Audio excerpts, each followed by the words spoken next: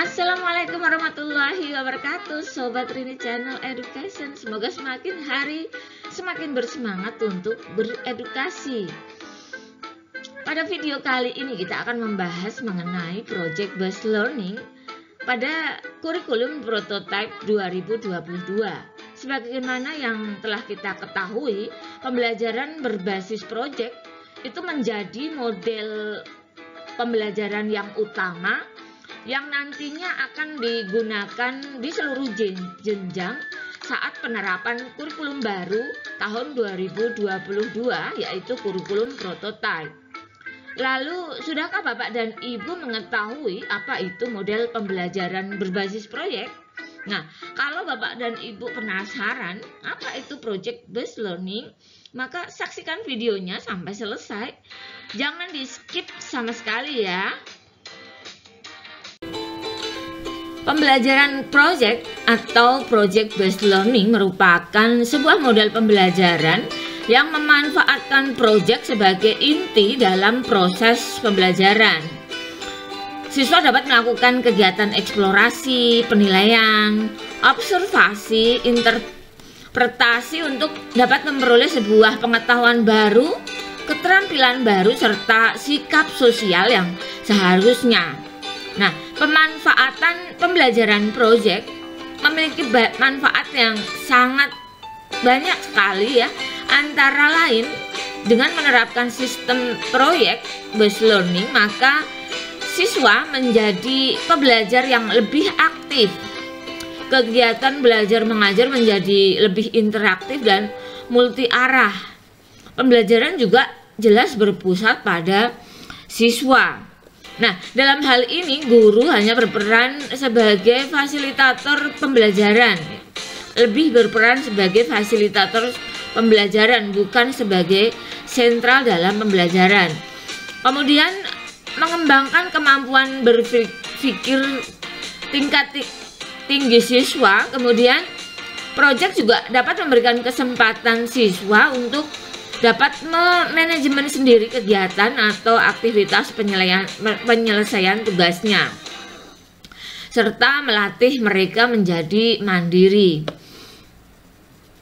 Siswa juga tentunya karena dia belajar secara mandiri, maka pemahaman konsep atau pengetahuan juga lebih mendalam. Nah, berikut adalah langkah-langkah pembelajaran berbasis project. Nah, di dalam pelaksanaan model pembelajaran berbasis project memiliki langkah-langkah sintaks yang menjadi pembeda pada model pembelajaran lainnya. Dan langkah-langkah pembelajarannya yaitu yang pertama adalah menentukan pertanyaan dasar terlebih dahulu. Model pembelajaran berbasis project selalu dimulai dengan menemukan apa yang sebenarnya menjadi pertanyaan mendasar. Selanjutnya akan dijadikan dasar atau awal mula untuk memberikan tugas proyek bagi siswa.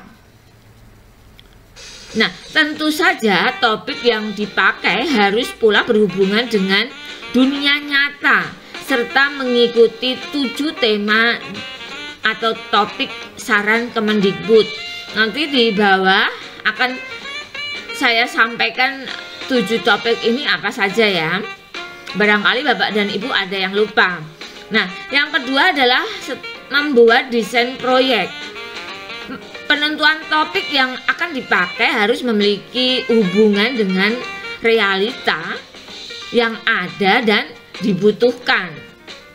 Selanjutnya, dengan dibantu guru, kelompok-kelompok siswa merencanakan aktivitas yang akan dilakukan pada proyek atau kegiatan mereka masing-masing. Semakin besar keterlibatan ide-ide dari siswa atau kelompok siswa yang digunakan dalam proyek itu, akan semakin besar pula rasa memiliki mereka terhadap proyek tersebut. Nah, yang ketiga adalah menyusun penjadwalan. Guru dan siswa akan menentukan batasan waktu ya yang diberikan untuk penyelesaian tugas aktivitas mereka tersebut. Nah, selama kegiatan maka guru berperan sebagai memonitor ya, memonitor kemajuan proyek. Guru berperan sebagai fasilitator dan bertugas untuk memonitor perkembangan aktivitas siswa. Dalam berjalannya waktu, siswa melaksanakan seluruh aktivitas mulai dari persiapan pelaksanaan proyek hingga melaporkannya. Guru perlu memonitor, memantau perkembangan proyek kelompok-kelompok siswa, serta memberikan tambahan pembimbingan yang dibutuhkan bagi siswa. Kemudian langkah berikutnya adalah penilaian hasil. Nah, pada tahap ini setelah siswa melaksanakan aktivitas proyek, siswa akan melaporkan hasil proyeknya. Nah, guru menilai pencapaian yang siswa peroleh baik dari segi pengetahuan ya, knowledge terkait dengan konsep yang relevan dengan topik, hingga keterampilan serta sikap yang ditujukan siswa. Selanjutnya adalah evaluasi pengalaman.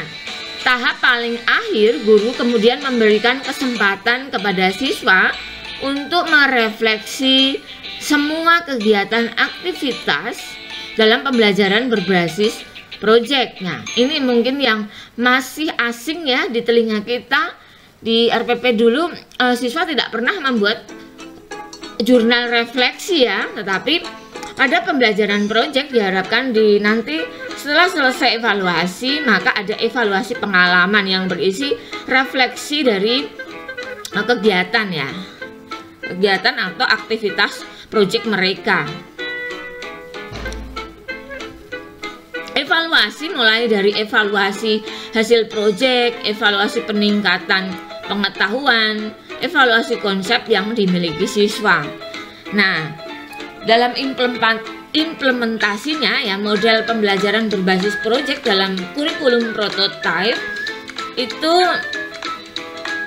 Bapak dan Ibu bisa mengkaji ya dan mencoba merancang pembelajaran berbasis proyek dengan memilih 7 tema utama dari Kemendikbud ya, dan mengembangkannya dalam bentuk modul atau tujuan yang lebih spesifik.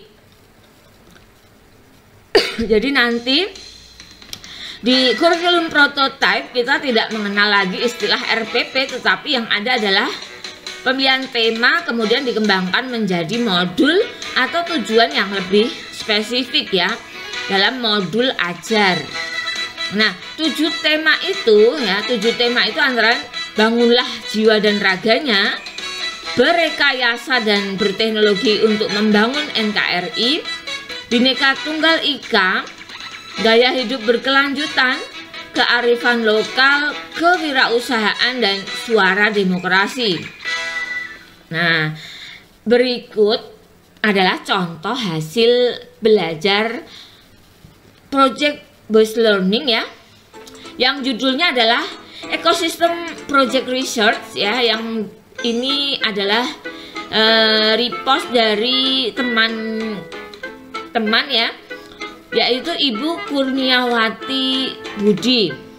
Topiknya adalah mengenai abiotik dan biotik, faktor yang ada dan mempengaruhi ekosistem, fun and fact atau pengetahuan tambahan flora dan fauna, serta rantai dan jaring makanan yang terjadi pada suatu ekosistem. Nah,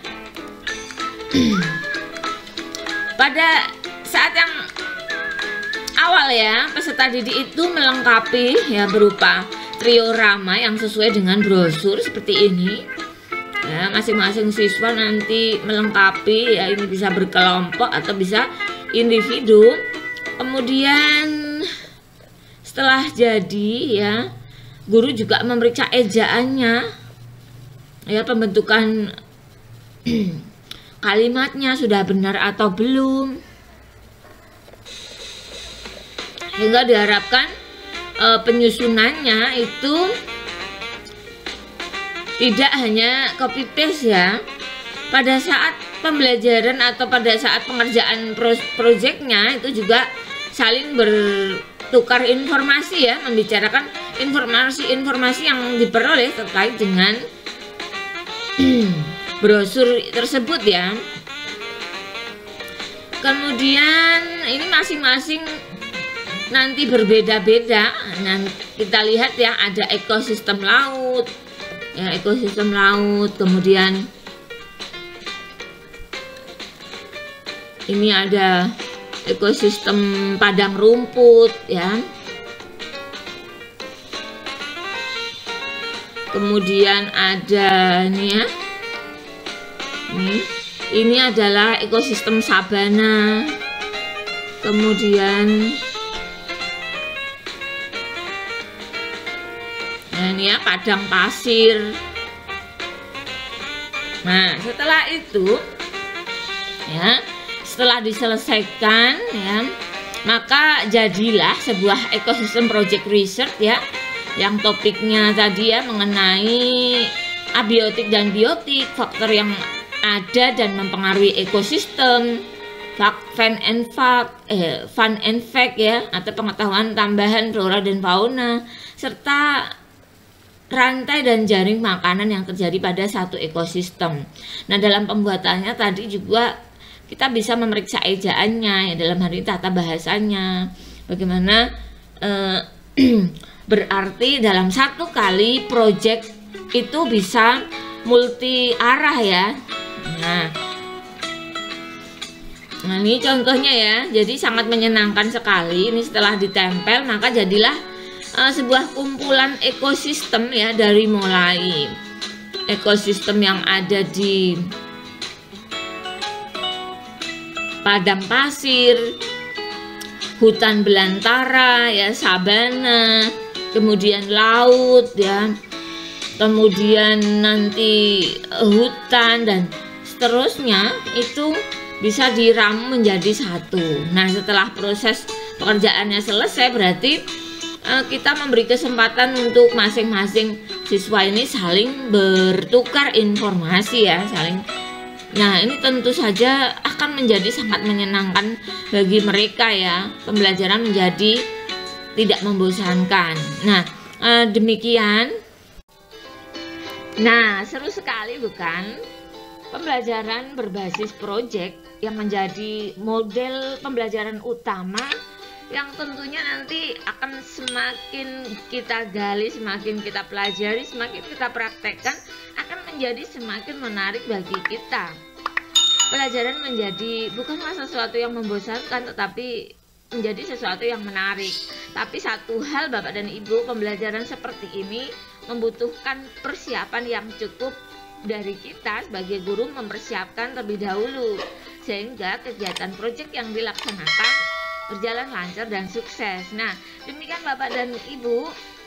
Jangan lupa kalau yang belum subscribe, silahkan subscribe sehingga Rini Channel Education semakin hari semakin bersemangat untuk memproduksi video-video baru yang tentunya semakin menarik, semakin informatif, dan semakin Bapak dan Ibu tunggu-tunggu tentunya ya. Jangan lupa juga share link videonya kepada teman-teman rekan sejawat kita ya. Semakin banyak belajar, semakin banyak berbagi, maka semakin berkah ilmu yang kita miliki. Nah, terima kasih untuk selalu setia menikmati video dari Rini Channel Education. Sampai jumpa, terima kasih. Assalamualaikum warahmatullahi wabarakatuh.